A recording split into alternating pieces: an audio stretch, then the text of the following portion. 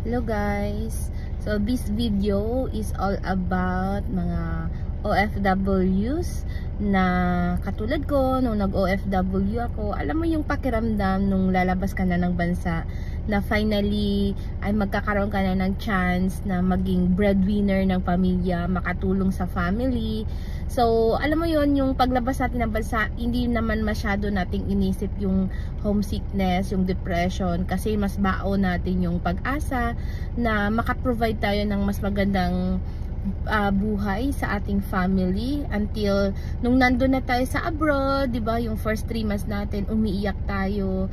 So nakaka-relate ako diyan sa mga OFWs. Kaya naman itong video na to ay para to sa mga OFWs na habang nasa abroad ka pa, ay be open-minded na kailangan magkaroon ka ng extra income. Kung maaari pa ay online business para makapag-ipon ka, kasi I'm sure karamihan sa mga OFWs ay maawain, matulungin. So halos lahat ng sahod natin sa abroad pinapadala dito sa Pilipinas. Kaya ang tendency, nakakalimutan yung sarili. So inaabot ng 1 dekada, 2 dekada na walang naiipon. Kaya kapag nag-for good na, ay nagba-back to zero, kaya hindi nagtatagal yung bakasyon dito sa Pilipinas. Nag-iisip ulit na mag-abroad ulit kasi hindi na sanay sa lifestyle na ganun, okay? And then marami pang umaasa. So para ito sa mga OFW, so habang ikaw ay nasa abroad pa, while you are still young and able, and meron ka pang capacity na makapag-start ng business, so gawin mo habang bata ka pa. And online business is the best business na pwede kong ma-advise sa'yo, kasi kaya mo tong gawin habang nasa abroad ka. Kaya mong i-monitor, na hands-on mo pa at the same time.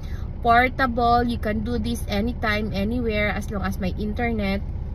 At marami nang nakagawa ng mga OFWs dati na ngayon ay nakapag for good na at masaya sila kasama yung family, at the same time kumikita sila.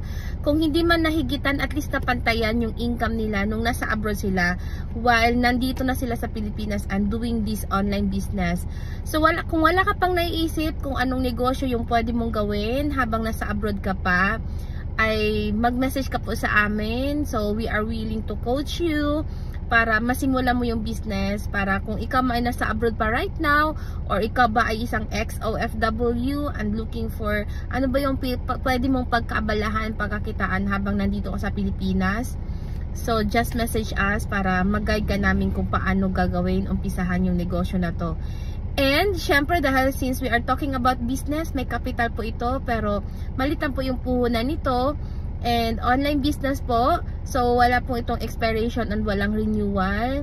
So yung gamit mo na cellphone ngayon, if that can be an Android phone or iPhone, yan na po mismo yung gagamitin natin para sa ating online business. See you in our inbox.